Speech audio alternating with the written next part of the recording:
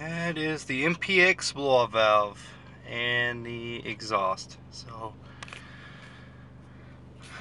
exhaust is a MagnaFlow tip, straight back, cat back exhaust. That's it.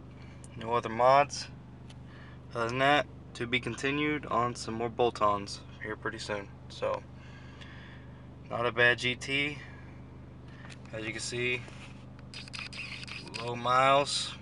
Of course, very unmolested vehicle until it's in my hands. Out of that, it's time to work on it.